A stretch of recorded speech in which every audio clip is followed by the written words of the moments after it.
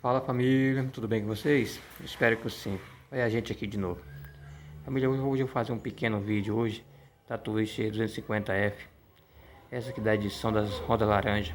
Entendeu, família? Família, apareceu um barulho estranho aqui na moto. Parecendo um barulho assim quando você liga a injeção e ela fica apitando. E a moto tava com aquele barulho direto, família. Mas como a moto tá na garantia, é da garantia de 3 anos, família, a Honda dá 3 anos de garantia. E você fazendo a revisão tudo certinho, você tem sempre a garantia da moto, entendeu, família? Eu vou mostrar pra vocês quando é que tá o barulho estranho. O barulho, família, era tipo esse aqui, ó.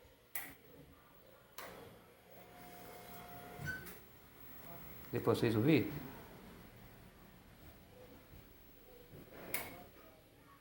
Vê se vocês conseguem ouvir, família. Você faz um barulho na rua aqui. Esse barulho, família, tipo da injeção ligando. Mas só que ele ficava continuado, família, não parava. Aí quando tá na garantia, a garantia cobriu tudo, família.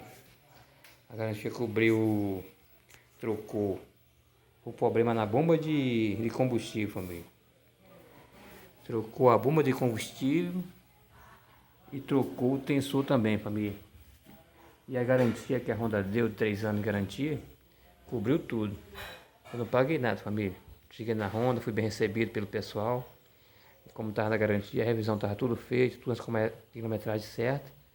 Então a garantia cobriu, família. Cobriu a bomba de combustível e o tensor. Então é isso, família. Um vídeo rápido. Se você tiver uma Twitch também 250 com esse problema, mantenha, família, a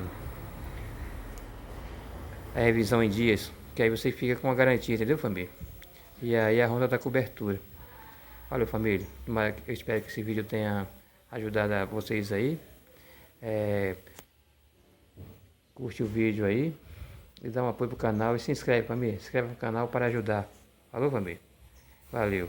Ficam todos com Deus e até o próximo vídeo. Fui, família.